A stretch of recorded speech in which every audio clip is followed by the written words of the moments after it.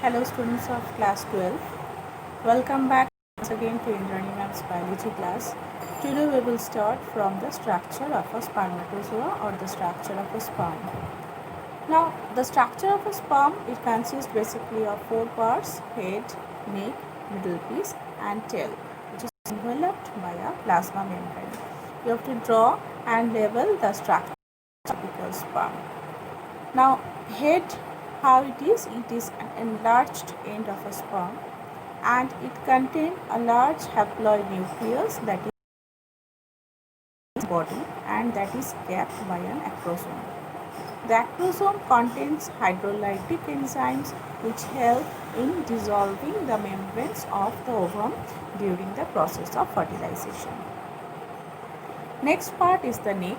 It contains the proximal centriole, which is necessary for the first cleavage division of the zygote, and the distal centriole is connected to the tail filament. The third part is the middle piece. It contains a number of mitochondria that provides energy for the movement of the tail, which facilitates the motility of the sperm, which is very essential for the purpose of performing the process of fertilization. The next part is the tail. It consists of axial filaments which is surrounded by the plasma membrane and it helps the sperms to swim in a fluid medium. A human sperm male ejaculates about 200 to 300 million sperms during a single coitus, and the seminal plasma along with the sperm, it constitutes the semen. Next we will know about the process of oogenesis. What is oogenesis? The process of formation of mature female gamete is called oogenesis. Where does it occur? It occurs in the ovary. Three phases are there which is performing this process of oogenesis. The first phase is the multiplication phase. It is initiated during the embryonic stage when a couple of million gamete mother cells or oogonia is formed within each fetal ovary. No more oogonia will be formed and added after the birth. And the cell, what it happens? It starts the process of division and they enter into the prophase 1 of the meiotic cycle, meiotic division, and they get temporarily arrested at this stage and is known as the primary oocyte. This is the first stage. The second phase which is taking part is the growth phase, and each primary oocyte in the growth phase will get surrounded by a layer of granulosa cell, and this structure is called the primary follicle. A large number of these primary follicles will degenerate during the phase from birth to puberty. At puberty, only 60,000 to 80,000 of the primary follicles will be left in each ovary. The primary follicles will get surrounded by more layers of granulosa cells and a new theca will be formed as secondary follicle. In the maturation phase, the secondary follicle into and the primary oocyte within the tertiary follicle will grow in size and will complete the first meiotic division, and they will form large haploid secondary oocyte and a tiny first polar body. The tertiary follicles, what will happen to those? They will get changed into mature follicle by the process of ovulation. And the second maturation is after the process of fertilization, when the meiotic division of the secondary oocyte gets completed. This second meiotic division will result in the formation of second polar body and the haploid ovum. or the ootage. Next, we will know about the process of menstrual cycle. What is that? The rhythmic series of changes which occur in the reproductive organ of female primates is called menstrual cycle. Primates means the monkeys, apes, including the human beings. It is repeated at an average interval of 28 to 29 days. And the first appearance of menstruation at prepuberty is called menarche. And the menstrual cycle, it has 4 phases. What are the 4 phases which is taking part? First is the menstrual phase. I will tell the name of each phase and I will describe each separately. First is the menstrual phase. What is happening in this phase?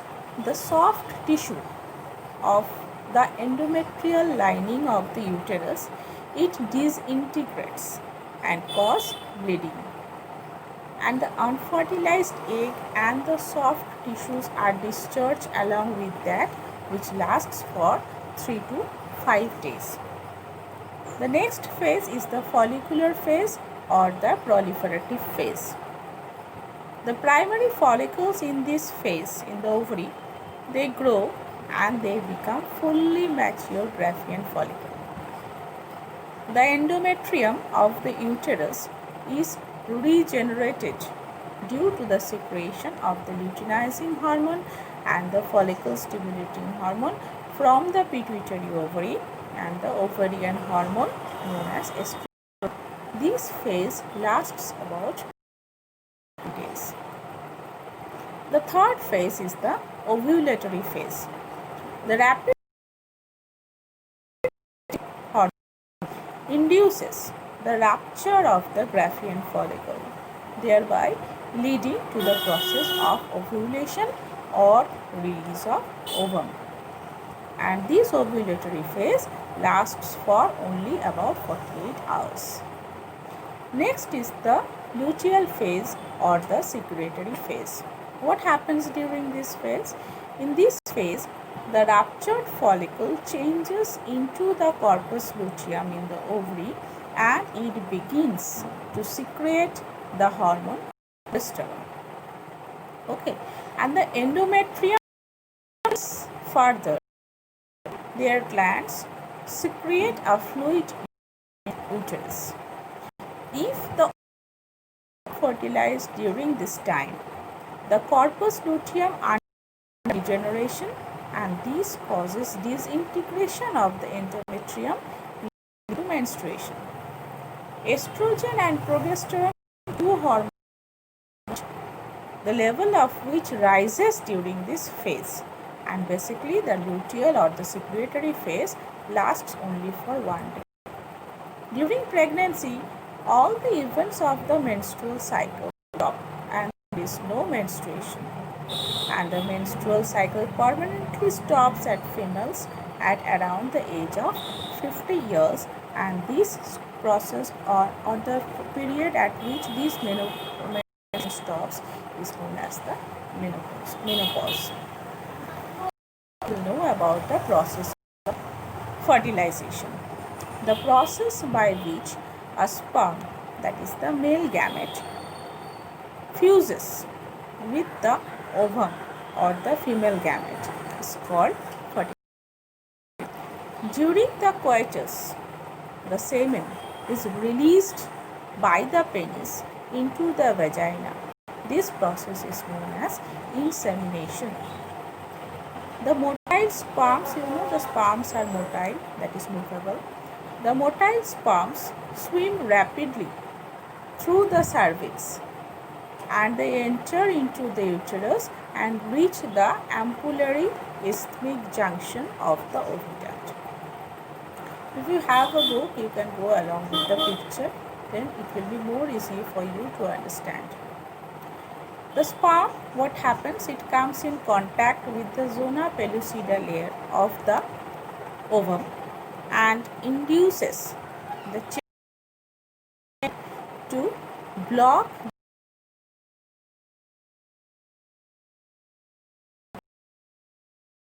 the enzyme of the Some of the sperm help to dissolve the pellucida and plasma membrane of the ovum, and the sperm is allowed to enter in cytoplasm, or is the secondary oocyte. Ultimately, what happens? A dipole produced by the fusion of the sperm and the ovum. Next, we will the process of now divides rapidly by the process of mitotic through the isthmus of oviduct towards uterus. This process is known as cleavage. As a result, 2, 4, 8, 16 daughter cells are produced, termed as blastomere. Okay, an embryo with 8 to 16 telomeres is known as morula. What happens to this morula now? The morula continues to divide and transform into a large mass of cells known as blastocyst, which passes further towards the uterus. Now the blastomere in the blastocyst are arranged into an outer layer called trophoblast, and an inner group of cells get attached to the trophoblast cell mass. Okay, what you do is you have to draw the transport of the ovum and the process of fertilization and the passage of growing the embryo through the fallopian tube. There you have to what happens the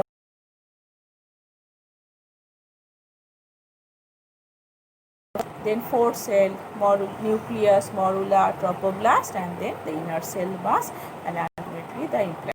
You have to draw the diagram. Now here what is happening is getting attached to the cell of the endometrium, and the inner cell mass gives rise to the embryo. After attachment, what happens? The cell of the endometrium divides and cover the blastocyst. So the blastocyst gets embedded in the endometrium of the uterus. This is known as implantation, and due to this, pregnancy is taking place. Now the cell, it will differentiate into an inner and an outer layer. The outer layer is called chorion and forms the chorionic villi, which is finger-like projections that will grow into the endometrium. Now, what is the function of the placenta? The placenta provides nutrients and oxygen to the developing embryo. It removes the carbon dioxide and waste materials from the embryo. It acts as endocrine tissue and produces several hormones like human chorionic hormone, that is gonadotropin hormone, placental lactogen hormone like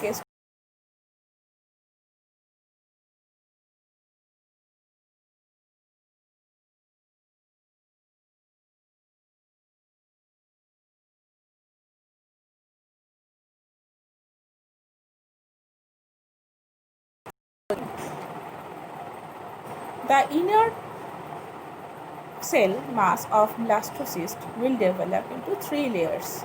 First is the outer layer called ectoderm, the inner layer called endoderm, and the middle layer which is known as the mesoderm. Now the inner cell mass, it will contain certain cells called the stem cells that have the potency to give rise to all the tissues and the organs of the newly growing embryo. After 1 month of pregnancy, the embryo's heart is formed. By the end of the 2nd month of pregnancy, the fetus develops the limbs and the digits, that is the fingers. By the end of the 3rd month, what happens? Most of the organ systems are formed. and appearance of hair on the head and the movement of the fetus is observed during the 5th month of pregnancy. Okay, and apart from that, after 6 months, what happens? The body is completely filled with fine hair, eyelids will be separated, and eyelashes growth can be observed.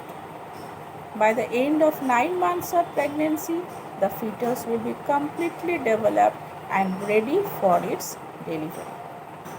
Now, what is the parturition? Now, you know that average duration of human pregnancy is about 9 months, which is known as the gestation period. And the act of expelling the full term fetus from the mother's uterus at the end of this gestation period is called parturition. It is induced by a very complex neuroendocrine mechanism, and parturition signals it originates from the fully developed fetus and the placenta, which induce the mild contraction of the urine, which is known as the fetal ejection reflex. This triggers the release of the oxytocin hormone from the maternal pituitary. This oxytocin, it induces the stronger uterine muscle contraction, which leads to expulsion of the baby from the uterus through the birth canal. The mammary glands of the female, it undergo differentiation and start producing milk at the end of pregnancy. This is called lactation. This helps the mother in feeding the newborn. The milk that comes from the mammary gland during the initial day of lactation is known as colostrum, and it contains several antibodies and nutrients for the baby.